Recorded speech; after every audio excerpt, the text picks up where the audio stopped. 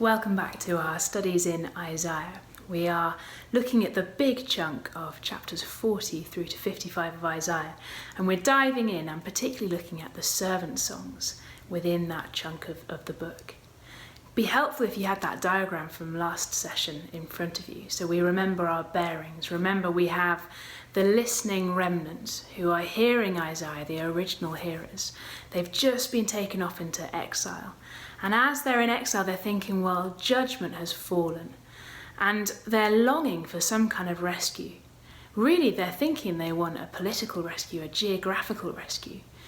But Isaiah is declaring to them something bigger on a judgment front. Yes, judgment has fallen because they are in exile. That is a form of judgment, but there is a bigger judgment to come. And chapters 1 to 39 have been full of the troughs of judgment. There is a big final day of judgment coming. And in the midst of the judgment, we've had the promises of hope that have been given out. And again, it's parameter shifting. It's more than a geopolitical rescue. Isaiah has been speaking of the new creation, a resurrection life.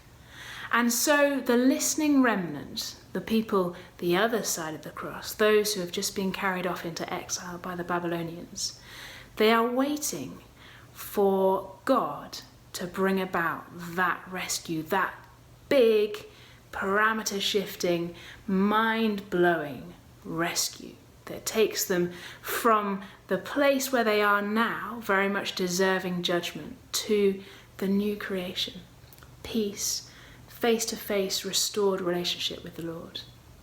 But there's the problem of the judgment.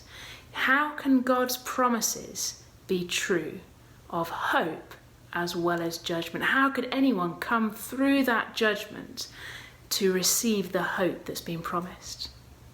That's how the listening remnant back in the day are feeling and thinking. They're desperately waiting for God to do something. They're wondering how is this possible? And they're watching and waiting and listening to Isaiah, thinking, well, what is going to happen? How is this going to be resolved? And do you remember, we have us, the believing Christians, the other side of the cross. While we're in a very different position, this side of the cross, we know that judgment has fallen on Jesus on the cross. We know that there's a partial rescue now as we know God intimately through the presence of the Holy Spirit. We are a saved people, but we are too waiting for that final day of judgment, the day of the Lord. And we are also waiting for that new creation promise, that new creation hope. So while we're both in different positions, we have the same not yet. We are waiting for the same things. And we have that same question: how can anyone come through that mighty judgment to receive these mighty promises of hope? We're wondering, as believing Christians this side of the cross, we're wondering whether the cross is really sufficient for that. Is that really how it's going to happen? Is it enough? Can we trust the cross? Should we really be running to the cross? Or actually should we be running elsewhere? And as we were thinking last week, we heard that God saying, surprisingly, take comfort.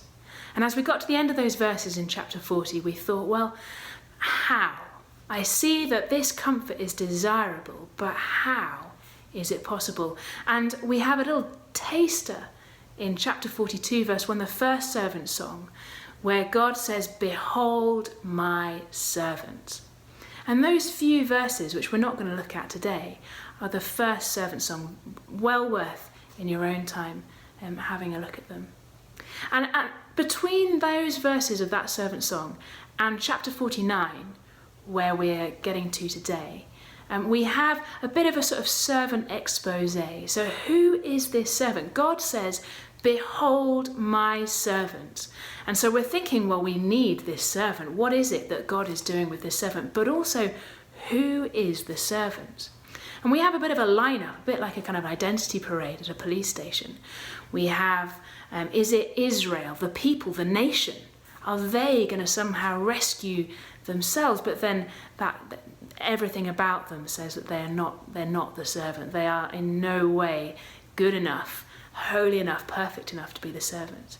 And then we hear of Cyrus, this unbeliever, this man who is not of God, that God has raised up to some ways rescue, but it's partial. So we're waiting to see who is the servant. And then we hit chapter 49, verse 1. And he says, listen to me. Listen to me. And as we hear that listen, that in Isaiah is an authoritative statement. Listen to me. I have authority. And he says, listen to me, O coastlands, and give attention, you peoples from afar. So it's not just God's people. This is global.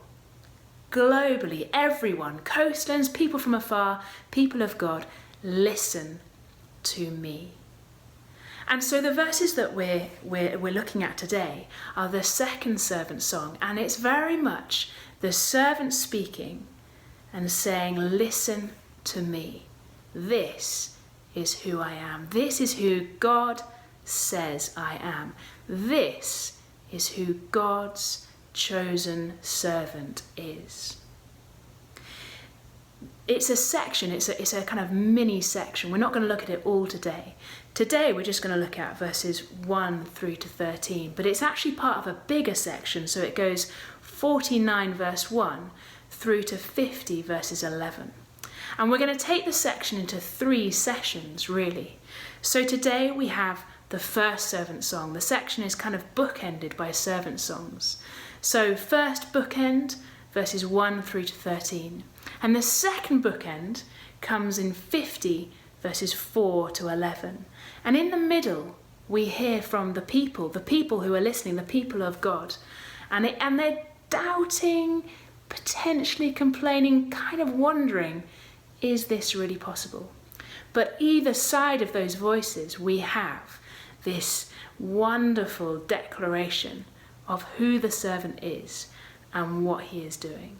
And so our question as we come to these servant songs is, how does the servant help us to trust God's promises? How does the servant resolve that question of whether anyone can come through judgment into hope? How does the servant help us to trust the cross, to really believe that that is God's plan? So how does hearing of this servant help us to trust and to wait on God? So we're going to get stuck in, you're going to get stuck in. I hope that Isaiah will feel a little more accessible as we kind of dig down into what these servant songs are saying. Really, there's a structure of a kind of substance of the song, and then almost a sort of tailpiece commentary that helps to explain. So verses 1 to 6 is the substance. 7 through to 13 helps explain what that is saying.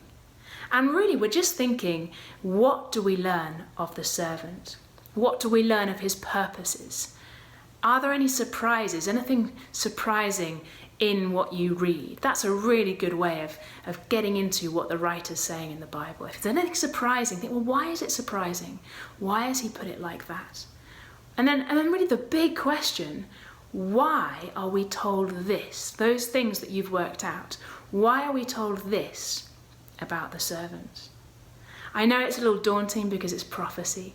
It feels like poetry. He's not linear, remember. He's circular, so he'll sometimes say the same things but in a slightly different way. But don't be fazed by it. Have a go. Read it closely. Read it more than once. And just be thinking, what is he saying and why is he saying it? Enjoy.